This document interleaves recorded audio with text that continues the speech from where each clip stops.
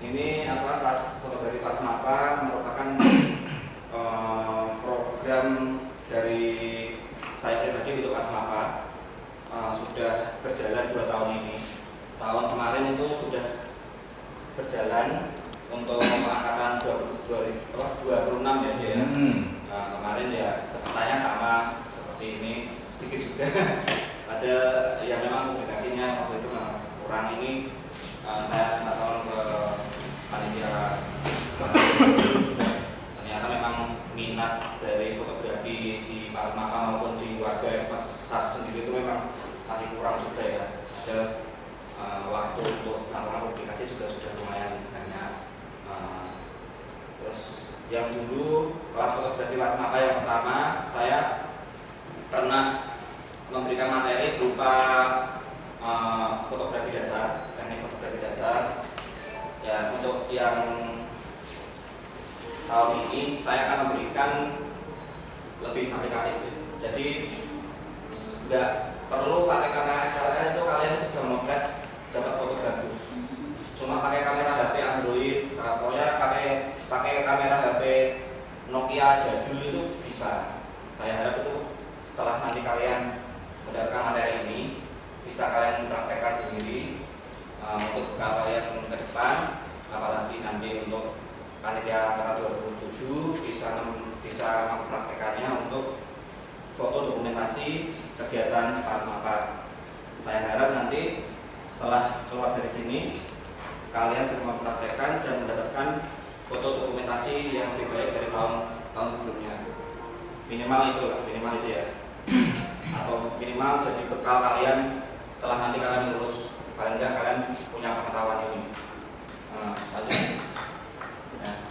Jadi di dalam materi ini 99% foto yang dipakai adalah foto saya deh. Saya nggak nyomot foto dari manapun, kecuali ada beberapa foto yang saya ambil itu dari istri saya dan keluarganya, dan saya sebutkan namanya dalam materi ini. Dilarang mengcopy dan menggunakan foto yang ada di dalam materi tanpa seizin saya. Silahkan aja. Nah, ini ya. Silahkan baca sendiri. Pokoknya beracara ini saya tidak menanggung resikonya ya. Silahkan. Oke. Kenalan dulu ya. Mungkin ada adik-adik. Silahkan ya. Enggak, silahkan itu. Kenalan dulu ya. Mungkin dari beberapa dari teman-teman di sini belum mengenal saya, belum mengenal Bayu. Mungkin ada beberapa juga yang sudah kenal Bayu dengan saya, seperti Om Sus, seperti Pak Mukri, Om Agil. Itu mungkin sudah kenal sama saya ya sebelumnya. Perkenalkan, silakan dilanjut. Nama saya Dimas Widodo, lahir di Semarang tanggal 20 Januari 1985. Rumah saya di Jalan Kiai Saleh Nomor 16 Pati, depan Mata Elektronik.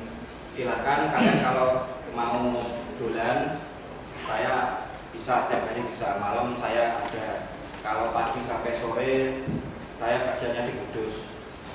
Tapi jam 7 ke atas saya di rumah. Kalau Sabtu Minggu saya di rumah mertua di Dole, dekat sama ini apa? Lapangan Jayakusuma ke arah Gendong, STM. Ini kontak saya. Yang kontak pertama itu yang ada WA, WhatsApp, ada Telegram, ada ini tim BB, saya jarang pakai BB karena nggak fleksibel. Terus ini alamat email saya @jodoh@gmail.com. Jadi nanti kalau ada apa-apa, pengen tanya jawab, pengen diskusi, silahkan kontak saya. Atau kalau nanti pulang dari sini masih kurang jelas, bisa main ke rumah saya untuk saya racuni. Ini terus lanjut ya. Nah, dulu saya pas MAPA angkatan 13, saya masuk SMA 1 tahun 2000. Terus kemudian lulus tahun 2003.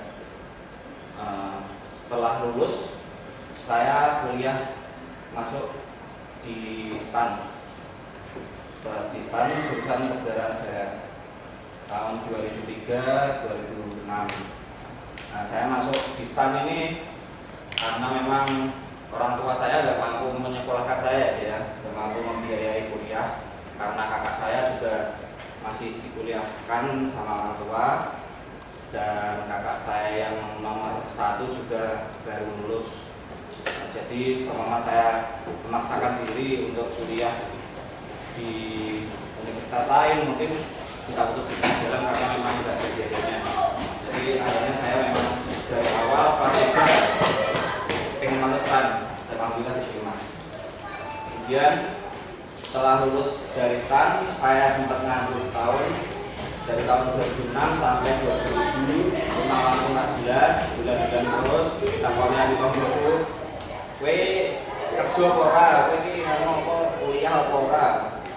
Ya, terus tahun 2007 saya dipanggil sama kantor pusat ikut tes lagi. Terus masuk di kendaraan dan penempatan pertama di Kementerian Keuangan, Kantor Pelayanan Perbendaharaan Negara atau BPNU di Halmahera Utara, di Maluku Utara.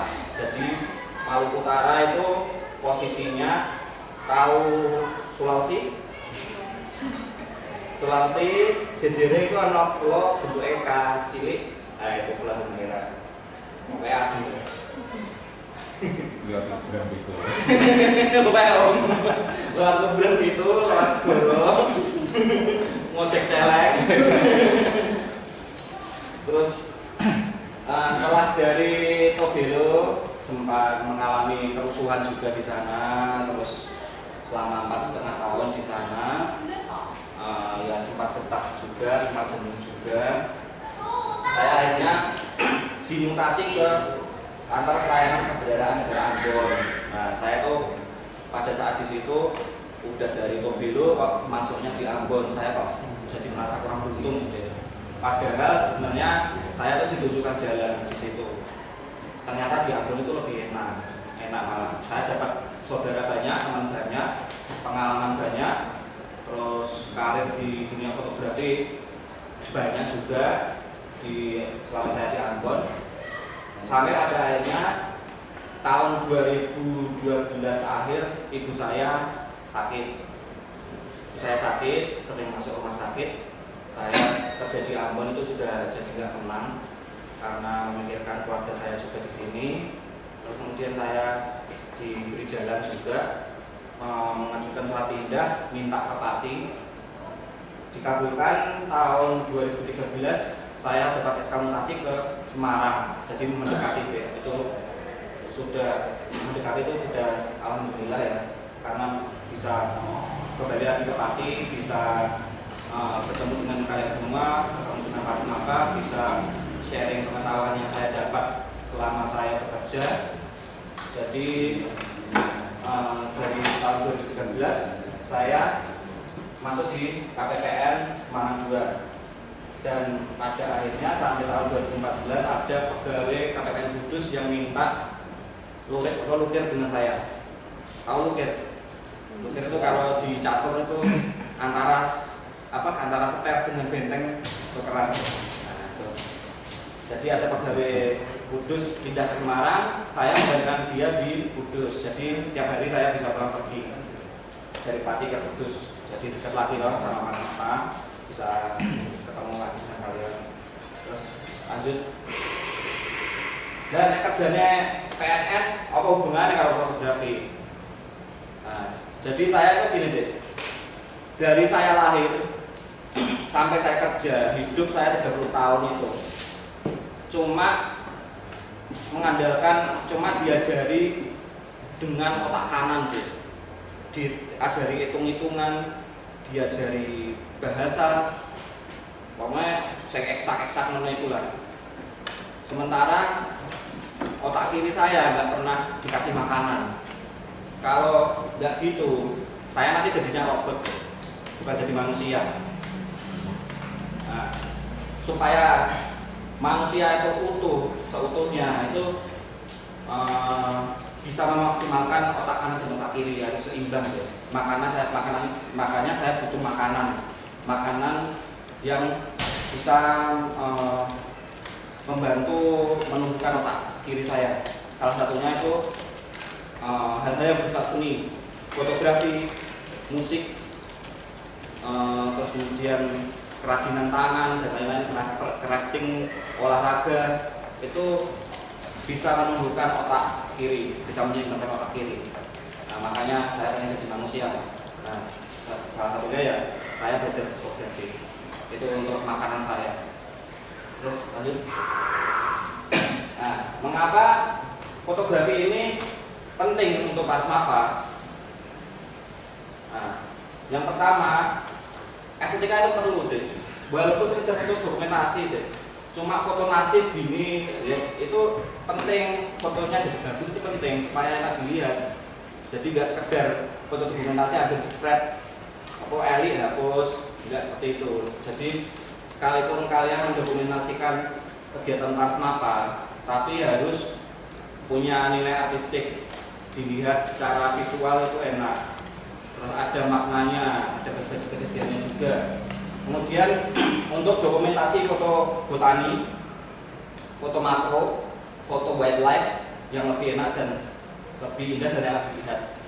Di Indonesia itu masih jarang fotografer wildlife. Fotografer wildlife yang saya kagumi itu ini Om Riza Marlon.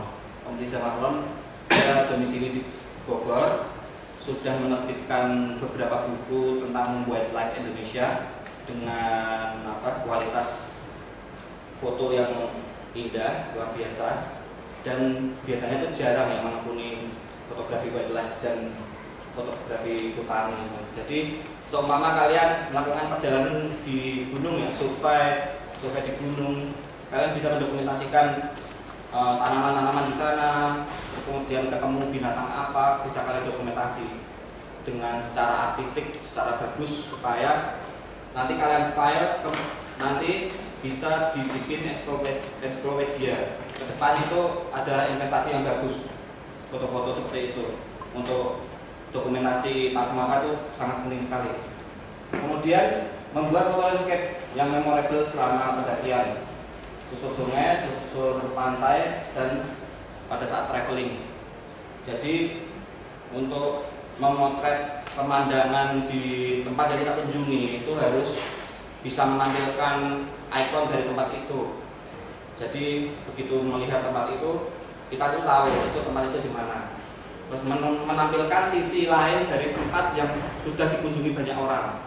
Jadi misal gini, oh Gunung Rawo atau Waduk Gembong, view-nya kan seperti itu aja. Tapi dengan fotografi kalian bisa melihat sisi lain, sudut lain dari tempat itu, dan orang lain pasti akan bertanya-tanya sebenarnya tempat itu di mana. Padahal di Gunung Rawo, padahal di Waduk Gembong. Itu salah satu fungsi kenapa fotografi itu penting, karena bisa untuk menipu orang lain, bisa menipu tempat ini ternyata di Gunung Rawo tapi hasilnya tidak seperti di Gunung Rawo. Nah, kemudian membuat foto environment yang mempunyai nilai stois. Jadi selama kalian melakukan survei, melakukan pendakian di Gunung Muria, itu kalian bisa dari tahun ke tahun estafet ke angkatan berikutnya motret tempat yang sama, secara tahun ke tahun. Nanti kalian akan mengetahui perbedaan tempat itu dari tahun ke tahun seperti apa. Seperti zaman saya masih SMA, lereng Gunung Muria, lereng Jolong itu belum ada pohon johar. Tahu pohon johar? Yang sekarang kalau saya naik ke sana itu seperti bunga sakura warna kuning. Itu bunga johar. Itu zaman saya naik gunung belum ada. Dan sekarang itu masih ada. Terus tempat memorable bagi saya itu jembatan Benjengan, air terjunnya itu, terus kemudian Tubul Gulung, terus kemudian Es di Jolong. Itu tempat-tempat yang bagi saya tuh sangat bermakna. Jadi setiap tahun kalian bisa dokumentasikan tempat yang sama dan lihat perubahan di sana. Alamnya seperti apa berubah, apakah semakin baik, apakah semakin rusak. Kalian bisa mengetahui perubahannya dari foto-foto environment seperti itu. Nah, itu kalau diangkat, foto itu diangkat di media, bisa tahu deh, dunia luar itu bisa tahu bahwa bumi kita itu sudah rusak. Jadi foto yang baik itu bisa menggerakkan dunia, karena satu foto bantuan bisa datang, alam bisa diperbaiki, perburuan binatang bisa dihentikan. Itu karena sebuah foto. Terus kemudian selain itu bisa membuat foto-foto human interest, foto-foto orang dan masyarakat yang kalian jumpai selama melakukan perjalanan. Jadi sebenarnya fotografi itu tidak hanya melulu soal landscape ya, tapi orang-orang sekitar kita juga. Kita berinteraksi dengan mereka, kita saling tegur sapa, saling berbincang, saling berbagi keakraban sehingga masyarakat di sana menerima kita dengan baik. Karena mereka itu, kita adalah tamu ya, maksudnya orang asing yang datang ke tempat mereka. Ada baiknya kita itu lebih menghormati adat istiadat yang ada di sana.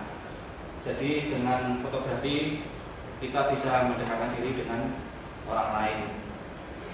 Nah, silakan tambahkan sendiri kalau mungkin ada masukan atau ada manfaat fotografi itu buat kalian itu apa, buat Pak Asmapar. Coba ada yang bisa dikatakan? Untuk beberapa hal itu udah masuk ke di fanpage-nya Pak Asmapar itu kan ada Murian Capture kan. Ya. Jadi di sana ada beberapa foto yang seperti yang tadi sama Pak dijelasin itu udah masuk ke situ. Cuma mungkin dari segi teknikal maupun dari segi artnya belum sampai. Cuma kita udah berusaha apa yang disampaikan di situ kita udah mencoba untuk iki lho Murio. Oh ya. Nah, seperti itu. Mungkin nanti kalau Pak D sempat nganu bisa lah dibuka lah. Oh, iya. Nanti dikasih komentar, oh ini kurang gini teknisnya seperti apa gitu. Iya. Karena yang masukin situ kan kebetulan seperti Jojo sendiri sama Mukli terus teman-teman yang lain Gagas itu juga masukin ke situ, cuma mungkin belum ada yang ngasih kritisan. Iya. Jadi sebenarnya sasaran dari kelas fotografi ini juga sebenarnya untuk mereka juga. Cuma dari tahun ke tahun kita sounding juga kebetulan mereka sudah tidak datang. Dan saya mengharapkan mereka itu datang, yang bawa kamera datang. Saya sebenarnya pengen merangkul mereka supaya maksudnya ada kategorisasi untuk Pak Asmapar dalam hal ini fotografi. Kemudian lanjut aja ya Dea. Nah, overview dulu ya Dea. Dulu tahun kemarin saya mengajarkan ini ada diafragma, shutter speed, dan ISO. Tahun lalu yang pernah ikut siapa? Ya aku lah. Pokoknya kita cuma 3 orang ya, berarti ini peserta baru ya. Nah, peserta baru bukan berarti kalian ketinggalan ya. Ini malah lebih dapat banyak nanti. Jadi dalam fotografi itu yang paling penting 3 ini, diafragma, shutter speed, sama ISO. Ini langsung cepet aja ya. Cuma sifatnya pengulangan dari materi yang lalu. Nah, diafragma. Jadi di lensa di kamera itu ada yang namanya diafragma deh. Ini ada angka 22, 16, angka besar sampai terakhir angka kecil 2,8. Saya menyampaikannya terlalu cepat enggak? Enggak. Bisa diterima ya? Bisa diikuti ya. Jadi kalau angka besar itu lubangnya sempit, lubang diafragmanya sempit. Kalau angkanya kecil, semakin kecil angkanya, itu lubangnya semakin besar. Ini implikasinya apa? Kalau lubangnya besar, berarti cahaya yang masuk itu banyak.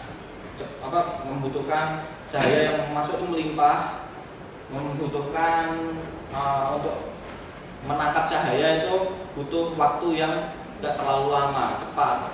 Jadi semakin besar, semakin lebar diafragmanya, semakin kecil angkanya, berarti menangkap cahayanya lebih mudah, lebih banyak. Sedangkan kalau diafragmanya sempit, itu cahaya yang masuk kan otomatis kecil sedikit nanti, butuh waktu yang lama. efeknya apa? Apabila kita menggunakan diafragma sempit, itu akan gambar itu fokus semua deh.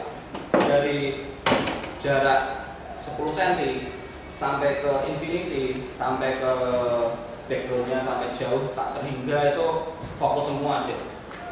Terus kemudian apabila menggunakan diafragma yang lebar, angkanya kecil, nanti backgroundnya bisa ngeblur. Background ngeblur, tapi objek fotonya bisa fokus. Nah, diafragma ini seperti iris mata deh. Iris mata itu kan bukan untuk membesar mengecil. Kalau gelap kayak gini, pupil kita itu kan membesar. Kalau di tempat yang cerah, pupil kita mengecil. Sama seperti punyanya kucing juga. Kucing itu kan matanya bisa sempit, bisa gitu. Nah, efeknya apa? Kalau nggak punya kamera, kalian bisa mempraktikkan sendiri. Lihat jari kalian, dekat sini, fokuskan di jarinya. Itu belakangnya kan ngeblur banget. Nah, itu diafragma lebar. Bisa ngeblur tau belakangnya kan? Nah, nggak iso kamera lah itu iso sinau juga nih. Lanjut deh. Nah, lanjutnya selain diafragma tadi ada yang namanya shutter speed. Shutter speed itu kecepatan pelana kamera. Bagaimana dia waktu yang dibutuhkan untuk oleh sensor kamera untuk menangkap cahaya. Jadi semakin ini kan ada angka 1/1000 sampai angka 8. Ini artinya tinggi. 1/1000 itu 1/1000 detik. 1/1000 detik dalam menangkap cahaya. Jadi kalau di kamera itu begini. Kalau 8 itu 8 detik. Kalau 8 itu 8 detik. Monggo, Dek, silakan. Mau gabung, silakan. Silakan kalian bersama. Silakan bergabung. Dari pas apa juga? Enggak. Oh enggak apa-apa deh. Bagus deh. Ini memang untuk umum deh, untuk warga SMA 1. Shutter speed ini tadi ya saya lanjutkan. Kalau 8 detik berarti kamera dalam menangkap cahaya, sensor dalam menangkap cahaya itu butuh waktu 8 detik untuk merekam cahaya sih. Jadi misalnya kita atur 8 detik untuk untuk menangkap gambar. Kita pencet shutter, itu 8 detik dia membuka untuk menangkap cahaya. Sensor membuka untuk menangkap cahaya 8 detik. Akan dipapar oleh cahaya sensor itu selama 8 detik. 8 detik selesai, maka akan menutup kembali. Gambar jadi. Jadi kalau di gambar ini, kalau 1/1000 detik sampai 250 itu bisa membekukan gerakan freeze action, bisa membekukan gerakan. Artinya kalian memotret narsis sambil meloncat-loncat dijepret ya kelihatan terbang. Terus kalau 8 sampai 8 detik sampai 30 detik kalian lari di foto, ya gambarnya ngeblur, orangnya tuh ngeblur. Terus ada orang diem sekelilingnya jalan, ya gambarnya yang jalan ngeblur, yang diem nanti dia gambarnya tajam. Itu efeknya seperti itu. Ini shutter speed. Lanjut. Ini ISO ya Dek ya. ISO itu International Standard Organization. Itu adalah satuan sensitivitas cahaya oleh sensor film. Jadi di kamera HP pun itu juga pakai ISO deh. Jadi kalau kalian ketik kamera HP kalian, itu biasanya yang bisa diatur itu ISO.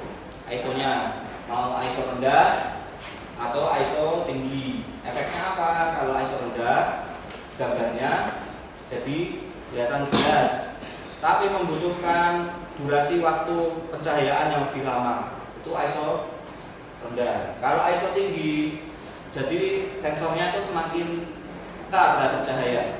Jadi dia membutuhkan waktu yang lebih sedikit. Sama seperti diafragma dia. Semakin kecil dia butuh banyak, semakin besar butuh sedikit. Tapi implikasinya apa? efeknya gambar menjadi tidak jernih, foto semakin tidak jernih menjadi tidak jernih karena keluar graining, keluar noise, keluar bintik-bintik seperti ini. Di HP pun itu juga sama. Kalau kalian motret dalam keadaan gelap, kalian foto pasti itu di sekeliling yang gelap itu pasti ada bintik-bintik. Ya toh? Nanti coba kalian praktekkan kalau punya HP ya. Nah, itu bisa di setel ISO-nya, pakai ISO rendah, coba pakai ISO tinggi coba. Itu bisa praktekkan.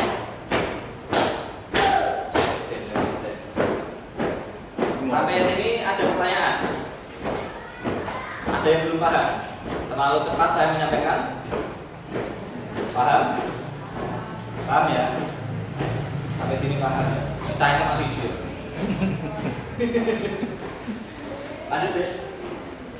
Oke. Selamat datang ya. Buka hati, buka mata. Selamat datang di dunia imajinasi tanpa batas. Dengan fotografi kita bisa melihat dunia dari lensa. Silakan deh. Nah, bagian pertama ini namanya posisi. Jadi sebelum saya memulai bagian ini, menurut adik ya, menurut adik foto yang bagus itu seperti apa? Foto saya kereta api itu saya lihat deh, menurut saya dengan fokus. Enggak, maksudnya meletakkan objeknya itu di mana? Biasanya yang motret itu ya di Objeknya menurut saya di sampingnya. Kenapa ada di samping? Nggak tahu. Oh, nggak tahu. Villa ya. Ini adik yang baru datang, menurut adik foto yang bagus itu di mana dek?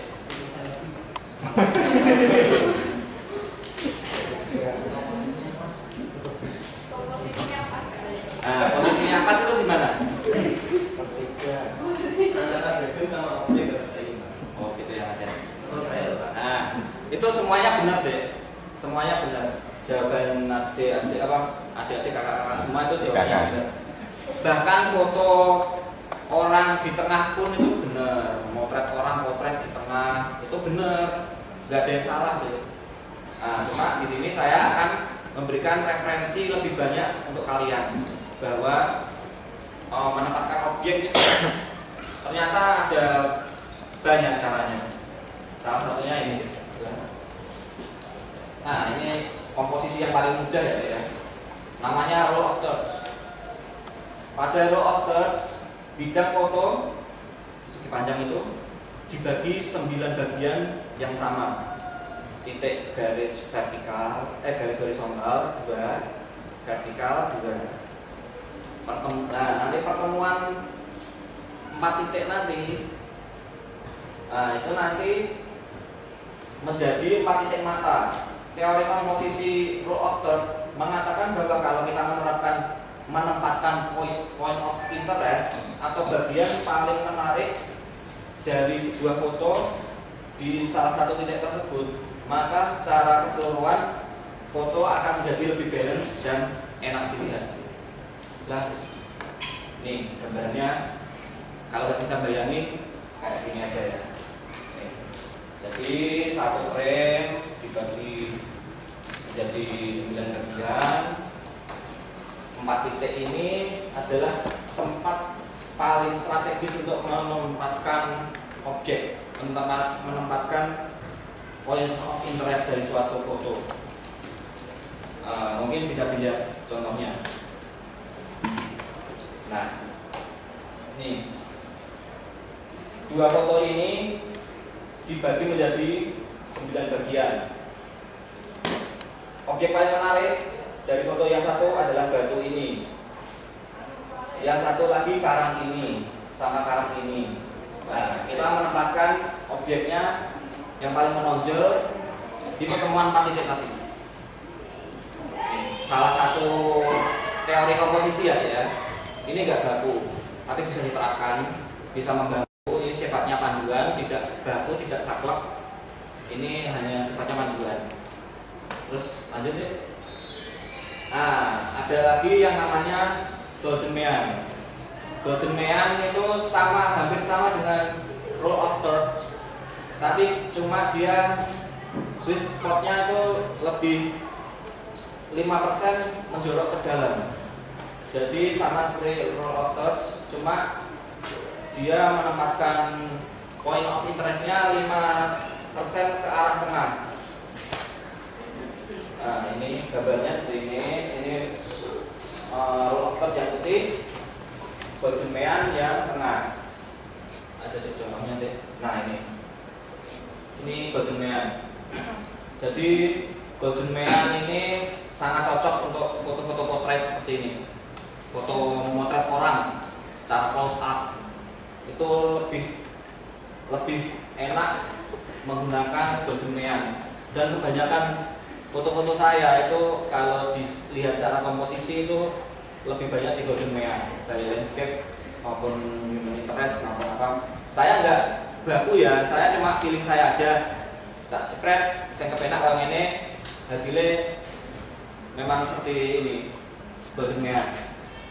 Jadi kita menempatkan point interestnya di mana, misal di mata kita menempatkan di situ perpotongan titiknya 5% lebih ke tengah. Itu secara visual lebih enak untuk dinikmati, lebih enak dilihat, itu secara visual lebih enak. Lanjut. Nah, yang ketiga ada Bowden ratio atau Bowden section atau Bowden spiral. Ini ada persegi panjang. Itu dibagi perbandingannya 1, bujur sangkarnya 1 banding 1,6. Bujur sangkar itu 1,6. Bujur sangkar 1,6. Perbandingannya. Nanti kepotong ini garis.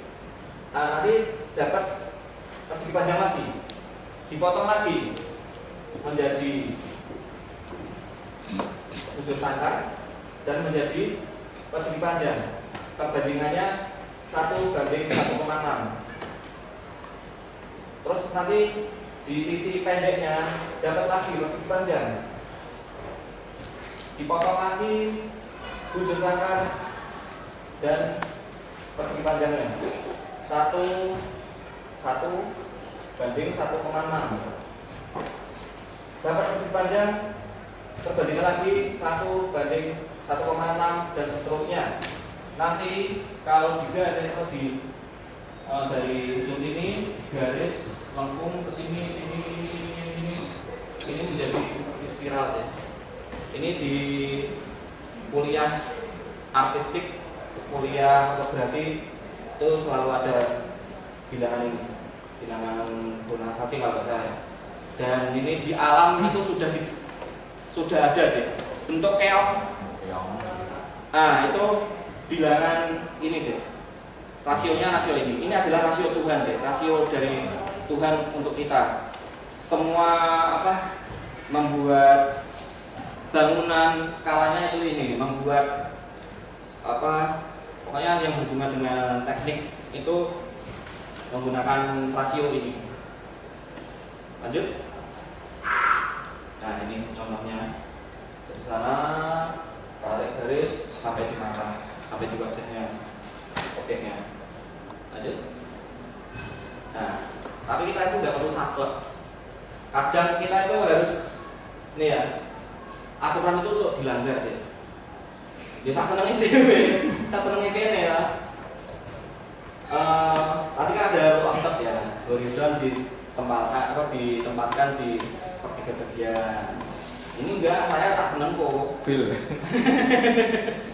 Ya, ini di bawah horizonnya langitnya sak seneng kok. Kayak gini.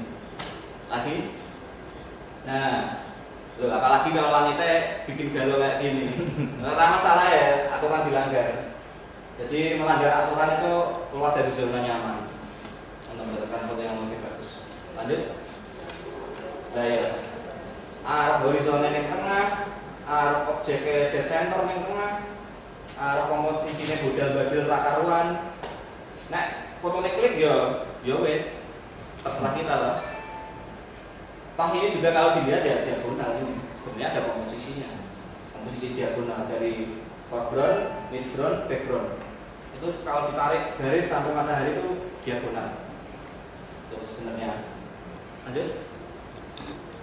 Nah, bagian kedua kreatif fotografi itu menggunakan berbagai teknik fotografi untuk menciptakan foto yang luar biasa. Tadi kan secara komposisi ya. Secara komposisi ini secara teknik untuk mendapatkan visual yang lebih baik. Yang pertama, ruang pandang atau active space. Ruang pandang adalah memberikan ruang yang lebih banyak pada arah mata objek foto. Jadi ini juga berlaku untuk objek foto yang bukan manusia. Contohnya aja deh. Nah, ini istri saya tak berjilbaban. Nah, ini kan matanya ke sana melihatnya, ya kasihlah ruang biar dia itu enggak jedak sama dengan ini. Ini ada bapak lagi memperbaiki jalan, lagi macul, lagi hujan-hujan juga waktu saya di Semarang. Itu saya secara komposisinya ambil active space dan ya ini roll of top lah, ini pokoknya buat level lah, yang penting enak gitu. Terus nah ini juga sekalipun bukan manusia tetap berikan ruang pandang. Mobil, pesawat, bis, barang ringan, pokoknya motornya kasih ruang. Tapi ini akan tidak berlaku apabila objek-objek tersebut meninggalkan jejak. Misalnya orang surfing, belakangnya ada gelombangnya, ada ombaknya, sementara objeknya jedak di pinggir, itu nggak apa-apa. Terus misalnya ada pesawat menukik ke bawah, tapi belakangnya ada asapnya, itu nggak masalah dibilang. Itu namanya active space juga. Active space dia di mana dia berjalan, arah jalannya kemana, itu juga active space. Cuma saya nggak punya contoh foto yang seperti itu, jadi ya lanjut aja. Nah, ini pemanfaatan depth of field atau ruang tajam. Nah, yuk jukut. Cuma kayak Pak Dit. Jadi yang seperti saya jelaskan tadi, ada diafragma ya. Ada diafragma. Kalau kita menggunakan diafragma yang lebar, itu kita dapatnya depth of field yang sempit. Depth of field yang sempit itu artinya ya ruang tajamnya itu sempit. Jadi yang fokus objeknya, backgroundnya blur, itu pakainya diafragma. Kedalaman bidang. Ya, dalam bidang itu pakainya depth sempit. Kalau di HP yang baru kayak Xiaomi itu kayaknya sudah bisa. Sama dia atau diafragmanya bisa ngeblur kayak gini dapat bisa. Kalau HP yang zaman sekarang ya, bukan sekarang HP canggih-canggih. Terus lagi deh. Nah, ini untuk daerah ruang tajam yang luas menggunakan diafragma sempit. Angka yang besar tadi dari 22, 16, 18, 14 itu untuk mendapatkan kedalaman ruang yang luas. Mulai dari ini dekat 1 meter sampai infinity, sampai gunung Hamuya ini, sampai gunung Monomotus ini semuanya tajam. Pakai ini diafragma yang sempit. Angka apa sih? Diafragma sempit angka apa? Besar. Oke. Udah paham ya di sini ya? Itu salah satu penggunaan ini diafragma untuk mendapatkan depth of field. Kalau diafragma sempit itu cocok untuk motret landscape. Kalau diafragma lebar cocok untuk mengisolasi objek. Jadi objek tunggal, belakangnya blur, itu menggunakan angka kecil. Lanjut. Nah, ini motret landscape itu keahlian saya deh. Dari dulu sampai sekarang saya tuh menekuni genre ini. Jadi di dalam fotografi landscape itu ada namanya foreground, midground, background. Background, foreground adalah latar depan foto. Ini latar depan adalah ini. Ada sukat yang sukat kena cahaya matahari itu foreground. Midgroundnya jembatan ini, jembatan sampai tengah itu midground. Backgroundnya ini. Background, midground, foreground. Ini tanpa ngambil kamera HP juga bisa nih. Nggak perlu mikir apa diafragma berapa, shutter speed berapa, asal apa bisa memotret pemandangan, ada foreground, midground, background juga bisa. Tidak ada alasan dapat foto bagus pakai HP. Lanjut. Nah, ini ya, contohnya foreground, midground, background. Ini batu foreground. Ini batu ini jaraknya dengan lensa kamera ya paling cuma 5 cm, 10 cm paling dekat, 10 cm sampai belakang tajam semua, pakai dove yang luas tadi, pakai diafragma agak besar, pakai diafragma sempit. Lanjut. Terus ini ada portrait landscape. Nah, portrait landscape adalah foto pemandangan dengan format vertikal. Saya mendapatkan ilmu ini dari Om Yadi Yasin. Om Yadi Yasin adalah maestro foto landscape Indonesia. Saya berguru dengan dia, pernah ketemu di Maluku Utara. Saya belajar fotografi landscape dari dia. Lanjut. Ya. Foto portrait adalah it's about depth, kedalaman ruang. Dia adalah potongan dari foto landscape horizontal menjadi foto landscape vertikal. Jadi foto landscape vertikal itu soal kedalaman ruang. Jadi dia mendapatkan kedalaman ruang dari sepenggal view foto landscape.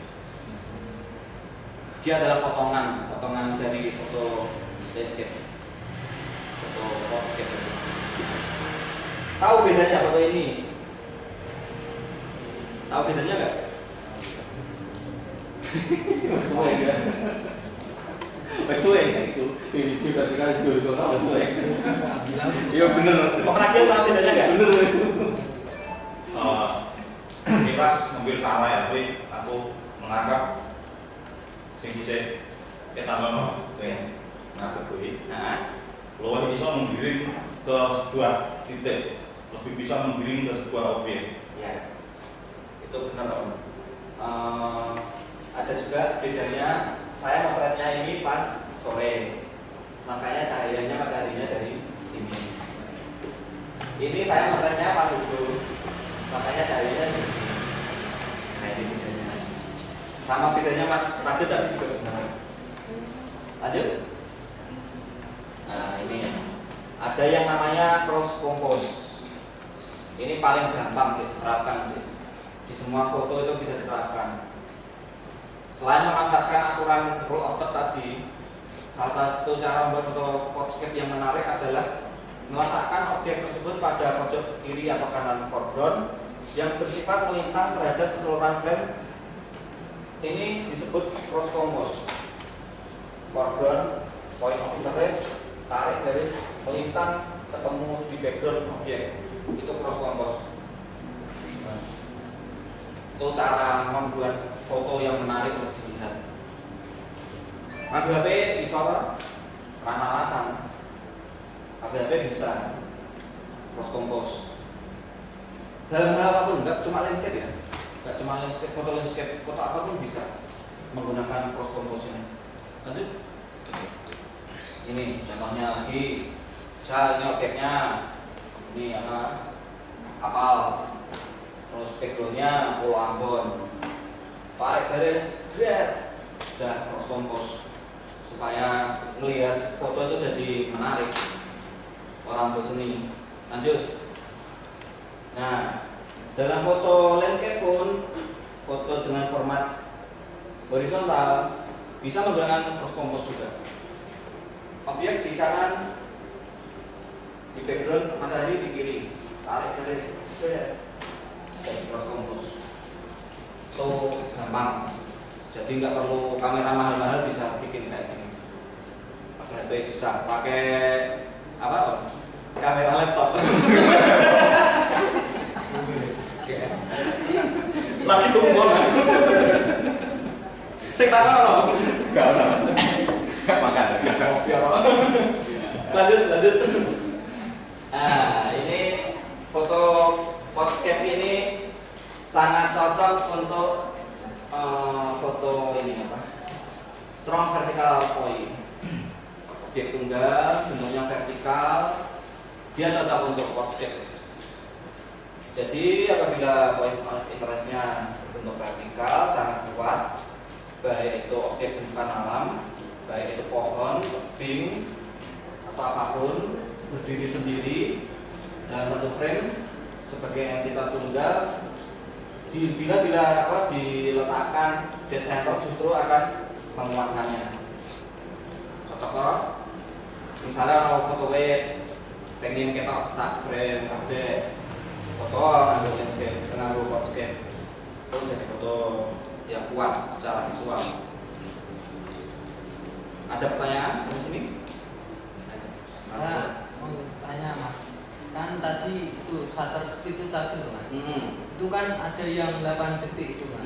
Nah kalau mau 8 detik untuk tunggu fokus kan hanya ke tangan kan setelah itu kalau ngeblur gimana Mas? Pakai tripod. Kan pakai HP biasa Mas. Ada tripod HP. Ada tripod HP. Tongsis itu kan bisa. Ini itu kan bisa loh. Sekarang ada itu tripod HP. Satu kuning toko apa? Di tokonya Om Mukri juga ada. Promosi waduh. Jadi problem solve, masalah teratasi toh. Saya juga nggak bisa 8 detik pakai tangan, nggak bisa pakai tripod saya pasti. Harga khusus gue kok. Mbak Leli murah kowe larang. Berapa persen Mbak? Kowe larang maksudnya regane. Harga khusus larang tapi. Lanjut. Nah, membuat foto siluet. Foto siluet itu didapat dengan cara menentang cahaya. Misalnya kalian berdiri di pintu ini, belakang lebih terang, kalian di area gelap, jadilah foto siluet seperti ini. Itu foto siluet. Lanjut. Nah, ini foto dengan intensitas cahaya yang lebih terang di background, sedangkan objeknya dia di area bayangan, akan menjadi foto siluet. Nah, ini bisa kalian terapkan untuk foto narsis pada saat sunset di gunung atau di pantai, bisa untuk jadi foto siluet. Nah, terus lanjut deh. Nah, ini ada yang ngira juga ini foto ini tuh dikira ngambilnya di Cina, di Forbidden City. Tahu-taunya itu cuma di Sampokong. Di Semarang deh ini. Saya ngupload foto ini tuh teman saya yang fotografer itu, wih jar tekan Cina kowe. Om Cina ono apa? Cedake Simongan ono. Ternyata itu di Semarang. Bisa pakai foto siluet dengan background yang lebih terang, sementara objeknya menggunakan cahaya akan jadi foto seperti ini. Lanjut. Nah, framing, membingkai objek dalam foto. Ini frame-nya, bingkainya, pohon, objeknya gunung, objeknya menanjung ini, itu namanya framing. Lanjut. Nah, contohnya ini masih contoh pakai pohon ya. Framing itu tidak hanya pohon, tidak cuma pohon tok, ada contoh lainnya. Nah, ini framing pakai objek wong blur atau wong fokus lah atau apa. Orangnya fokusnya di situ. Membingkainya pakai orang itu. Terus, nah, oke. Tujuan framing adalah memberikan dimensi pada foto dan mengisolasi objek. Ini saya melihat dari kemarin di depan kantor saya. Nah, ini ada peringatan yang merah jangan sampai lepas. Jadi objek warna merah itu selalu menarik untuk kita bidik. Secara bahasa visual dia itu paling menarik. Jadi kalau ada objek warna merah itu jangan sampai lepas di video. Lanjut. Ayo. Hanger wae iso dienggo framing. Mosok kowe ora iso gawe foto framing. Nah, ini hanger itu bisa jadi framing. Apa saja bisa jadi framing. Jendela bisa jadi framing. Apapun bisa jadi framing untuk membingkai objek. Lanjut. Yang ini namanya vanishing point atau titik lenyap. Pernah tahu foto lukisan foto zaman SD? Ada gunung, ada jalan, ada sawah. Nah, ini vanishing point itu deh. Jadi garis yang akan bertemu di horizon di satu titik itu namanya vanishing point. Lanjut. Ini namanya vanishing point. Bu, ayo jadi vanishing point. Galengan jadi vanishing point. Ini galengan sama bu bisa. Terus lanjut. Refleksi. Nah, kalian foto refleksi itu akan selalu menghasilkan foto yang unik dan berbeda. Ini kalian lihat sekilas seperti foto apa? Masjid. Tapi kenapa kok fotonya gede-gede loh? Nah, itu foto refleksi. Foto ini mendapatkan juara 2 tingkat nasional ini tahun 2014 kemarin. Foto. Terus lanjut. Nah, ini contoh foto refleksi. Jadi refleksi itu selalu menarik. Apabila kalian baru muda ya, ono galakon genangan, kalian dodok motret, ono wong lewat, ono objek apa, ada bangunan apa yang ikonik di tempat itu. Jadi, ambil refleksinya itu bagus. Jadinya selalu bagus, nggak pernah nggak bagus. Ini refleksi contoh ya. Terus lanjut. Nah, ini foto refleksi. Ini orang lagi di tambak garam. Kan bawahnya kan ada airnya atau ada refleksinya. Ambil sedikit aja, kasih space yang banyak untuk bayangannya. Nanti fotonya di rotate. Ya. Itu foto refleksi. Lanjut. Nah, ini yang berikutnya adalah movement atau efek gerak. Menangkap efek gerak menggunakan shutter speed rendah agar foto terlihat dinamis. Di foto ini saya ambil ini sekitar 8 detik untuk mendapatkan foto ini. Ini adalah yang seperti awan, ini adalah ombak yang masuk di karang. 8 detik maju mundur. Jadinya kayak gini. Pakai tripod. Wajib pakai tripod. Lanjut. Nah, ini sudah efek movement. Ini acara di alun-alun waktu kemarin ada Imlek. Ini leong-leong Cina. Ini kan putar-putar.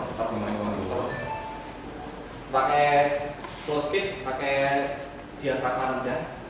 Hasilnya seperti ini. Kamera HP pun bisa. Kalian download yang namanya FLV apa ya? FLV5. Nah, FLV5 itu shutter speed kamera HP bisa diatur. Bisa dapat foto lagi. Lanjut. Nah, ini kan mesin jahitnya muter. Pengen menampilkan foto gerakan menggunakan shutter speed rendah. Itu bisa dapat kayak gini.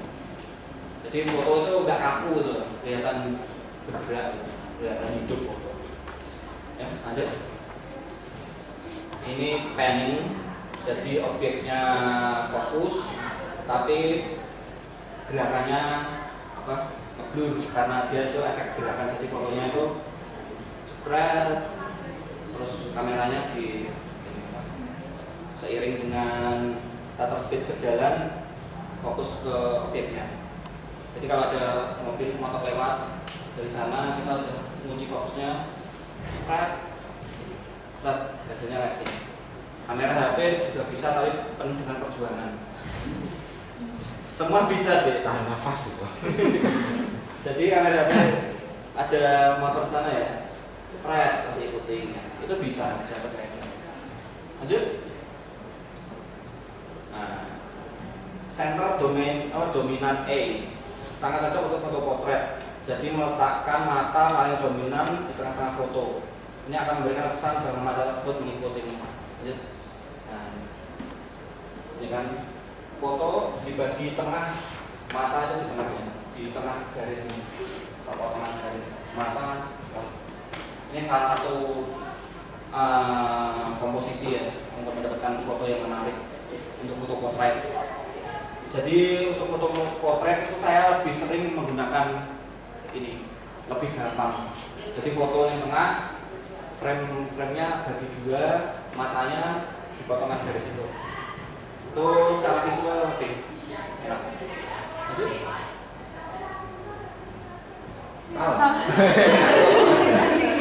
Terpikat Nah, kucing. ini ada pattern, ada leading line sama ada shape.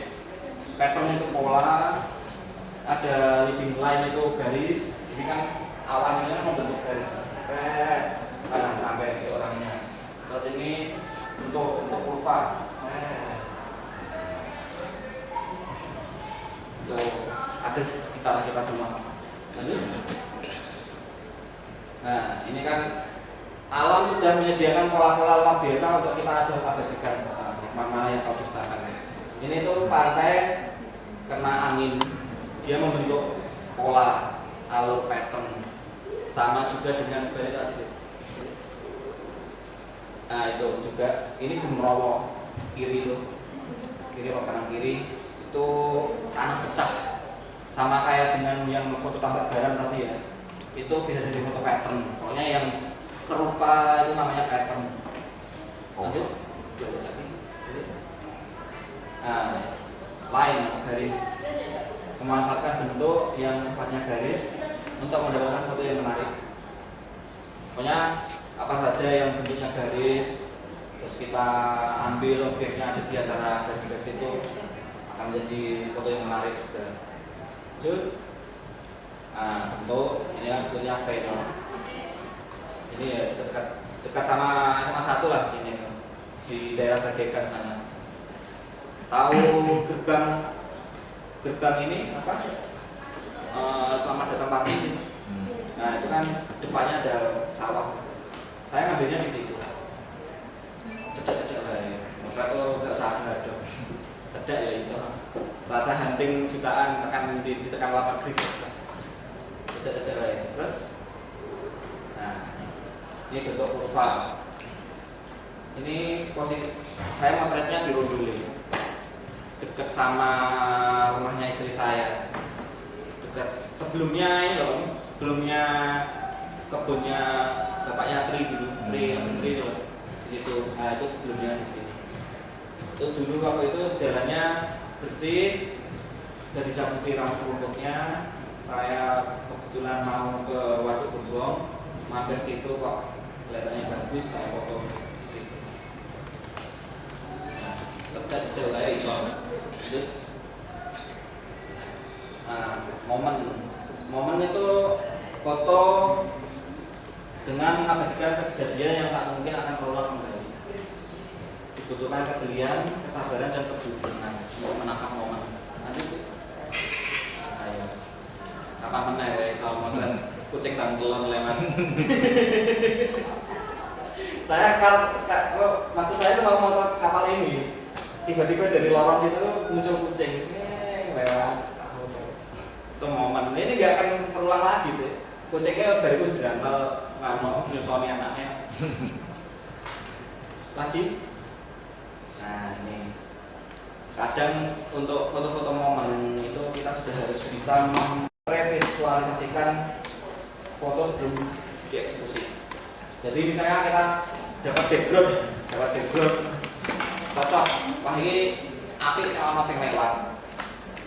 Jadi kita sudah membayangkan sebelumnya, nunggu momennya ibu-ibu nggak lupa diadam, numpak sepeda, arah sawah, pas, spread, ya foto ini, itu foto momen itu. Tidak setiap saat terulang ibu ini lewat lagi. Dan pakaiannya juga pasti banyak. Nah, itu momen nggak mungkin terulang lagi. Terus, nah ini maksudnya. Kunci dari momen adalah sabar dan ikhlas deh. Ikhlas beramal. Jadi Nunggu mau lewat. saya ke Rembang itu waktu itu hari Minggu sepi ya. Jarang orang lewat di Klonteng. Panas jam berapa? Jam 9. Teman saya tuh udah mau perai, ayo dan malah ayo dan ganti panggung lior. Saya nggak mau, saya diem di situ sampai setengah jam. Aku tinggal lah orang apa tak susun. Dapat foto ini. Tuh foto momen. Nggak akan terulang kembali. Lanjut. Nah, ini. Bayangkan foto ini nggak ada motornya. Biasa loh, gampang loh. Seperti panggung tanpa main. Entah nih, aku pengen ono sing abang-abang lewat entah ini. Lewat gak iki tempat motor cepet. Yang merah jangan sampai lepas. Lanjut deh. Nah, ini yang terakhir ini foto ini kejadiannya cepat sekali. Saya tuh kalau foto ini gak dapat, nggak mungkin foto saya dibuat di National Geographic Indonesia. Jadi ini lokasinya di ini apa? Di Sawai, di Pantai Ora. Itu dia ada kapal lewat, cepat mau menyandar, cepat saya harus segera memotret foto ini supaya maunya hilang, kalau nggak hilang. Ya akhirnya foto ini saya kirimkan ke fotokita.net, dimuat di Majalah Nasional Geographic Indonesia edisi Februari 2015. Padahal saya itu kepengen dimuat itu dari tahun 2007 deh. Dari 2008. Pernah posting beberapa kali, nggak pernah dimuat. Jadi dapat foto ini baru dimuat.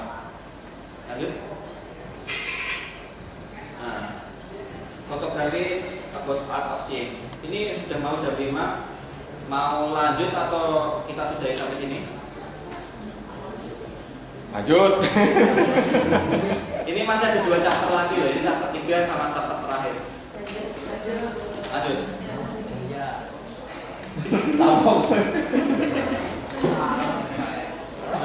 Fotografi is about art of seeing. Fotografi adalah seni melihat dan mengamati. Ini saya dapat ilmu ini dari Om Yadi Yasin juga. Jadi banyak teman-teman fotografer yang bilang saya itu penipu. Kenapa? Karena saya mengubah foto-foto tempat-tempat yang jelek di foto itu jadi bagus. Saya sering membawa teman-teman hunting deh tempat-tempat yang jelek. Jadi kan saya pertama posting foto, bagus. Wah langsung datang, apa aja, nanti ini aja ini baru aja, lu kok panggung ini. Nah itu karena mereka tidak belajar art of seeing, tidak belajar melihat sekeliling, tidak belajar melihat dari satu penggal frame itu bisa menjadi foto yang bagus. Contoh. Nah, dalam dunia fotografi apa saja itu bisa menjadi objek menarik. Mulai dari batu dari lumut, mulai dari tanaman merambat, itu bisa jadi objek, jadi foreground. Padahal kalau jenengan tahu di sini itu isinya sampah kok. Kalau Ambon itu pantai paling kotor yang pernah saya jumpai. Ada bangkai anjing itu di situ. Sampah-sampah, tai ada di situ semua.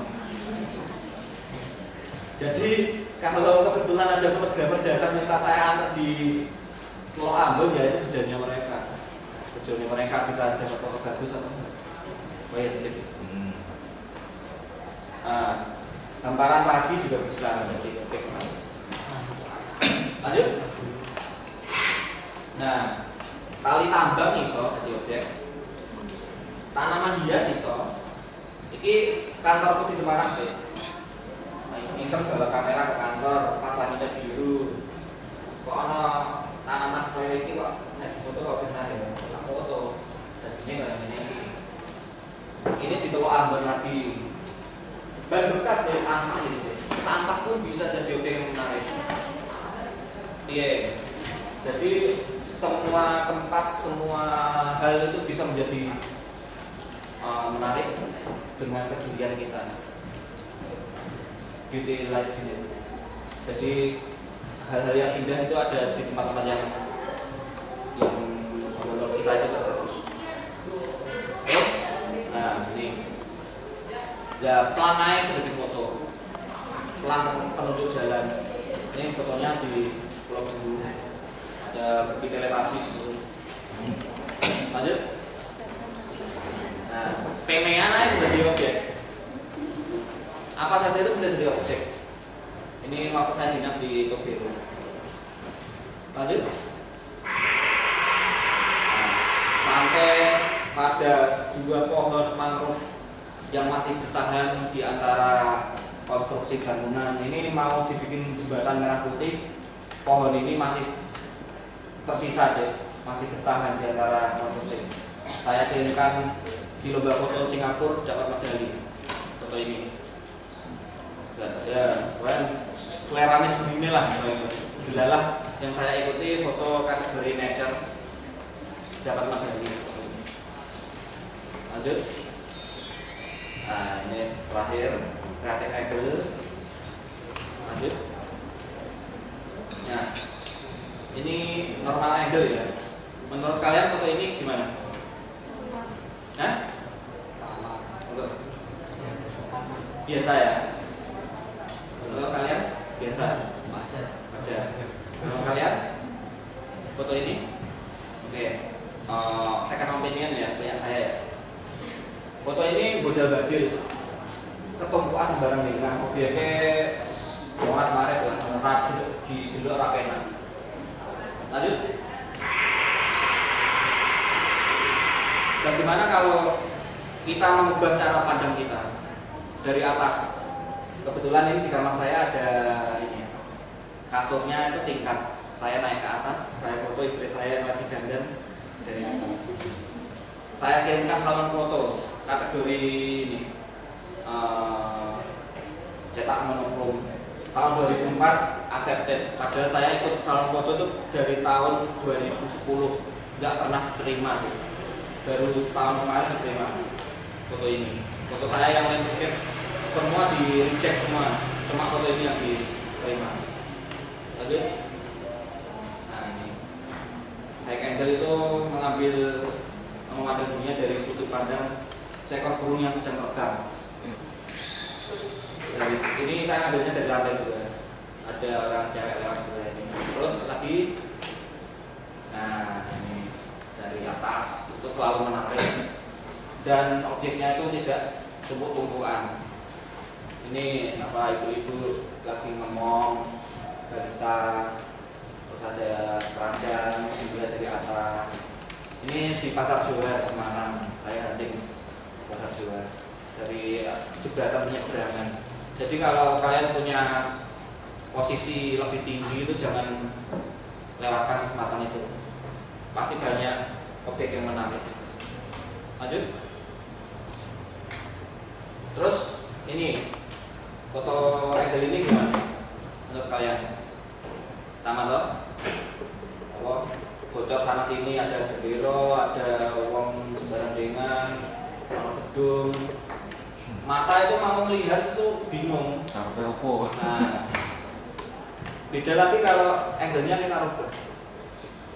Nah, ini dari bawah. Udah, objeknya ya itu para pinangnya sama orang yang dapat hadiah. Itu cara memandang yang berbeda tuh itu dari bawah. Extreme low angle atau front view. Cara pandang ini, sudut pandang kodok. Terus menggunakan sudut pandang rendah, bisa juga untuk objek yang lebih tinggi posisinya dibandingkan memotret, bisa juga dengan jongkok, kiarat, dan lain-lain. Lanjut. Nah ini saya jongkok untuk mendapatkan view yang lebih megah. Jadi low angle itu memberikan kesan megah dan dramatis. Ini di Subae dengan hatimu saya potretnya. Lanjut. Nah ini saya jongkok ngasih di kilo Medan. Ini apa kuli kopra naik ke truk ngangkut barang. Saya motretnya jongkok, ambil kameranya satu. Pakai HP juga bisa. Dodol apa? Karpe wong mobil. Nah, apa ya? Dikira Medan. Terus lanjut. Nah, ini low angle mendapatkan efek kolosal. Dia kubangan ini tuh sebenarnya kecil tuh, nggak sampai setengah meter lebarnya. Tapi dengan low angle sudut pandang dengan lensa lebar bisa mendapatkan efek kolosal lebih besar ya. Kayak wah istilahnya kayak bisa jemplungi padahal iso. Terus nah ini kadang untuk mendapatkan extreme angle diperlukan tindakan nekat. Saya masuk sampai di laut ini. Pokoknya kalau ada ombak, kamera saya ya nggak salah. Nih untuk mendapatkan extreme angle. Tapi hasilnya ya sepadan. Jadi waktu saya tutup velo itu dulu pernah saya beli lensa baru harga 6,6 juta. Baru saya pakai 1 bulan sama kamera satu-satunya saya pakai tripod, saya mau ambil filter, kena gelombang, yes, kecemplung kameranya. Sudah salah. 6,6 juta lebih lagi sensasi. Aku setahun gak motret, kehilangan mood untuk motret saya. Sampai akhirnya sakit lagi. Lanjut. Nah, sampai ini suara tepuk tangan ini apa? Wong pit-pitan ning Megalo. Jadi saya motret itu tiara di aspal itu. Lah ono wong pit-pitan lah biasanya pejabat-pejabat gak play ngono iku. Bapak-bapak ngono. Disorai. Nah, tapi akhirnya ya sebanding bisa dapat garisnya, posisinya dapat kesan dramatis. Nah, terus level angle mata adalah sederhana. Terus memotret dengan sudut bidil sejajar dengan mata subjek foto dan menyesuaikan tinggi subjek foto. Jadi kalau kucing ya kita harus tiara, kalau bayi kita harus dodol. Kalau orangnya lebih tinggi dari kita harus jinjit. Kurang dhuwur ya nganggo kursi menek kaya bojoku nek motret aku ya menek dikle. Itu level angle. Lanjut. Nah, ini. Nek dodok ya padha melu dodok sejajar dengan fotonya, sejajar dengan matanya. Lensa itu. Jadi kita yang menyesuaikan posisi mata subjek foto. Ini John Yoko sama Desi Boni. Di waktu saya FTJ di Merah-Merah, waktu itu saya jadi official fotografernya. Terus, nah, kucing, motret kucing ya dot, nganu, glosor dunia, nek ora ya untuk rantau posisi kaya ini. Lanjut. Nah. Kalau kita motret posisinya lebih tinggi dari yang kita foto, kita itu mendominasi dia, mengintimidasi. Kalau kita fotonya sejajar, kita itu setara, lebih manusiawi. Tuh. Kalau kontak mata dengan objek itu seperti itu. Lanjut. Nah, Mas, aku radio kamera aja. Mesti ngene. Iso gawe foto kaya mau ora? Iso. Rana rasa. Karena materi yang saya sampaikan ini sifatnya aplikatif ya. Aplikatif bukan teknis. Jadi dari contoh foto itu saya aplikasikan. Jajal lah nganggo HP, angle, angle, promisor, dodok. Tahu saya isen-isen dodok. Jadi kalau mau pengen foto bagus ya ungkeng ngancen. Gak perlu malu, karena malu tuh gak dapet apa-apa. Terus apa? Dua pembulan balik.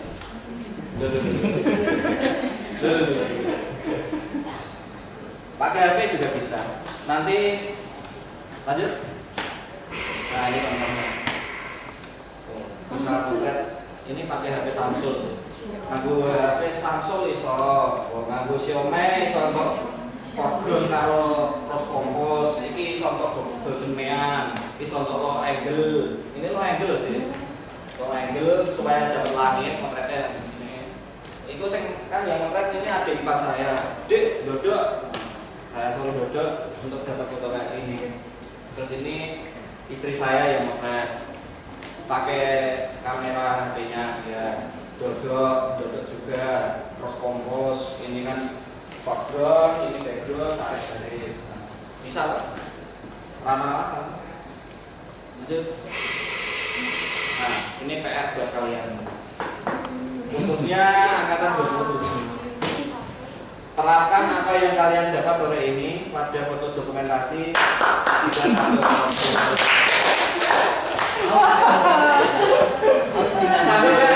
Sanggup.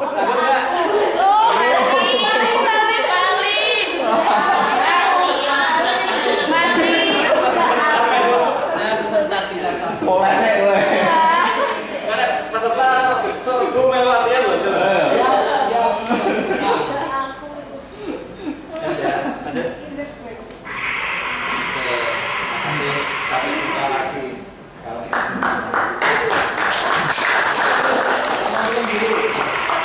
sebentar, filmnya 5 menit. Enggak sampai lah 5 menit. Ini filmnya adalah rangkuman dari materi yang telah saya berikan. Dan ini yang memberikan ini adalah fotografer grafik ya, fotografer terkenal ini idola saya juga namanya Sina Kiri.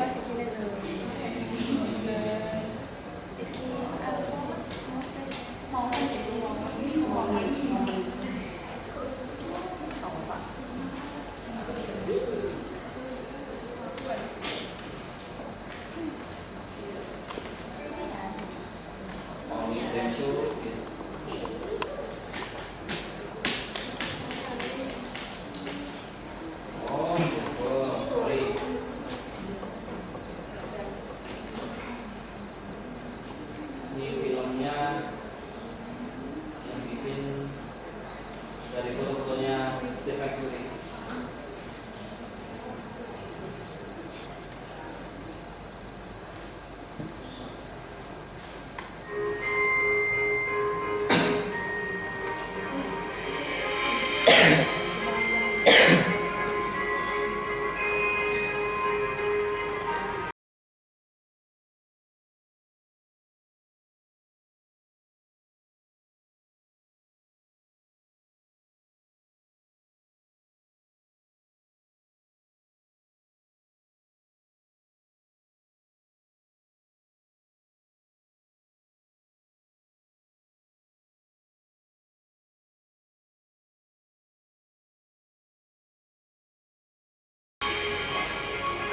Ini kayak pelajaran SMP yang dulu pernah kita Perspektif.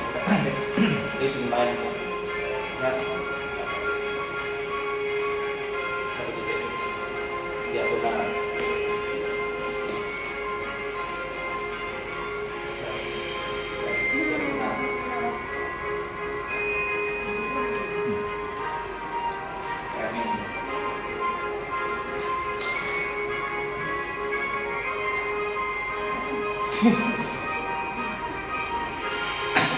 Ini pengemis dia makannya dari taksi. Pengemis di India.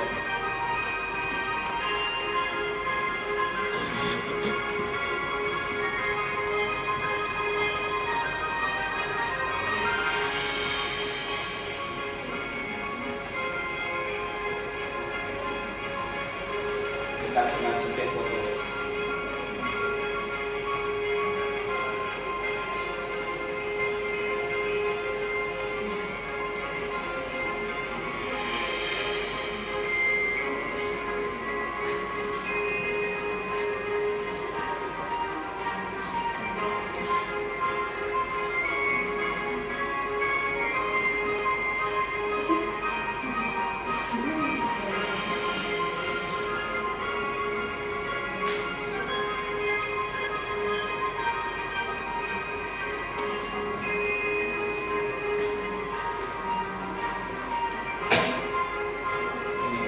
bagus pola tapi ada yang menginterupsi, satu yang beda sendiri. Ini paling sulit momennya harus sunyi, simetri. Kita nggak masalah, simetris. Mungkin di tengah nggak masalah.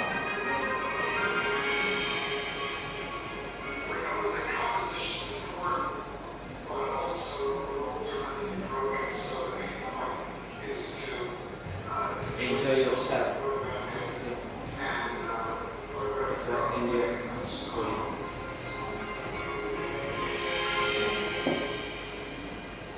Selesai.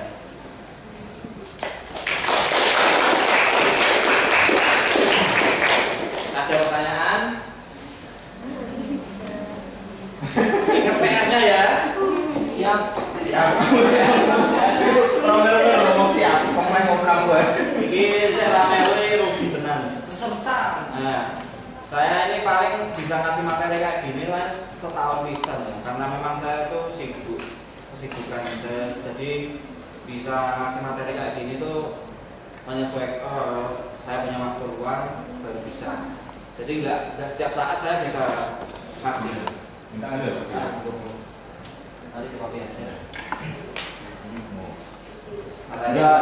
materi Materinya banyak dulu ya Pak. materi video lah. Usaha dengan Ada pertanyaan?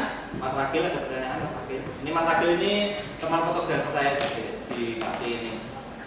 Fotografer profesional juga, punya studio. Kalau mau apa? Jangan Foto tanya booth. Pertanyaan saya kapan Mas Guntur ngajak saya nanti bareng nih? Nah, saya kapan? Wah ini. Dengan tawarkan offer ke saya, Mas, ayo hunting. Nanti saya menyesuaikan jadwalnya jenengan. Gitu. Kalau bilang pelan-pelan atau tidak? Jenengan kok saya ngejak toh. Masa kan nunggu dijak. Gimana? Ini ada libur 3 hari loh Mas. Bisa hunting 17-an bisa. Hunting lomba, hunting kucang, hunting upacara. Itu momen itu banyak sekali. Langsung berani juga ya. Ada lagi pertanyaan? Mudeng kabeh? mudeng mau mudeng. Materinya susah atau enggak? Enggak ya, gampang ya. Bisa diaplikasikan. Mungkin gini Pak D, aku bisa masukkan aja. Mungkin untuk lain kali ada sesi untuk mereka itu praktek. Jadi, Oh siap. jadi misalnya habis materi toh ada berapa menit lah, setengah jam mereka praktek terus dengan nanti kasih masukan. Oh, ini kurang ini deh. Kalau gitu gimana? Itu mungkin bisa sesi selanjutnya. Nah, ya. Silakan nanti sediakan waktu hari Sabtu atau Minggu. Nanti saya datang. Nah, jadi misalnya objeknya nggak terlalu keluar Di sini aja. di sini aja di sekolahan ya praktek. Nanti dengan yang kasih masukan. Nah, kalau gitu gimana? Loh? Siap, saya siap. Kasih waktu saya siap. Ya. Jadi apresiasi itu. Baik. Kalau udah terbaik kasih 1 kamera. Oh. Gue masih disponsori. Itu batang. Udah ya. Udah selesai materinya. Silakan kalau mau mau pulang yang di luar kota silakan. Mau tanya-tanya, mau ngobrol lebih lanjut silakan. Anam lah kamu. Monggo. Ngobrol bisa nanti bisa di luar.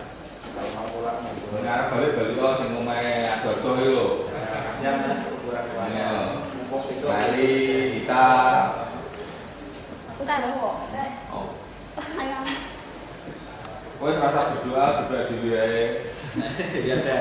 Sebelum acara selesai, mari kita berdoa terlebih dahulu. Semoga perjalanan pulang kalian diberikan